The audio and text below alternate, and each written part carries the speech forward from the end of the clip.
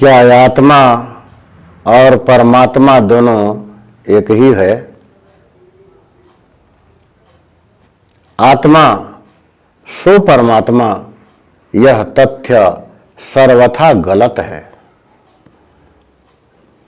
ऐसा वही लोग कहते हैं जिन्होंने कभी ना तो ब्रह्म का साक्षात्कार किया और ना ही स्वयं को कभी जान पाया। सिर्फ मोटी मोटी ग्रंथों को पढ़कर, देखकर, सुनकर अपने आप को विद्वान मान अपनी प्रसिद्धि के लिए ज्ञान बांटना शुरू कर दिया। जीवात्मा अलग है और परमात्मा अलग है। दोनों के गुण, कर्म, स्वभाव अलग अलग हैं।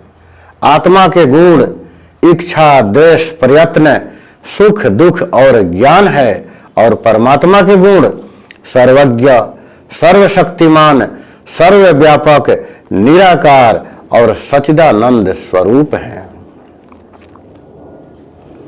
आत्मा अज्ञानी होता है, अल्प बुद्धि वाला होता है।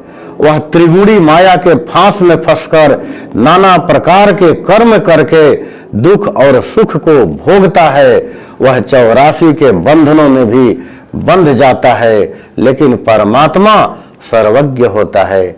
वह भूत, भविष्य, वर्तमान एवं सभी ज्ञान विज्ञान को पूर्ण रूपेण जानता है। वह त्रिगुणी फांस में कभी नहीं फंसता है और ना ही कभी दुखी होता है। परमात्मा सर्वशक्तिमान है लेकिन आत्मा नहीं है।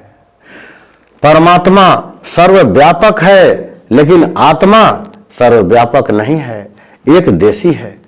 परमात्मा निराकार है लेकिन आत्मा संसार में सबसे सूक्ष्म चेतन सत्ता है।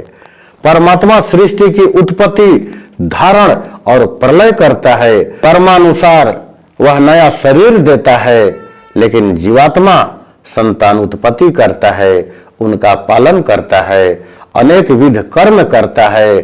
कर्म के द्वारा मोक्ष भी पा सकता है और बंधन में भी पड़कर भोगों को भोग भी सकता है। इसलिए आत्मा और परमात्मा दोनों एक नहीं हैं, ये दोनों अलग अलग हैं।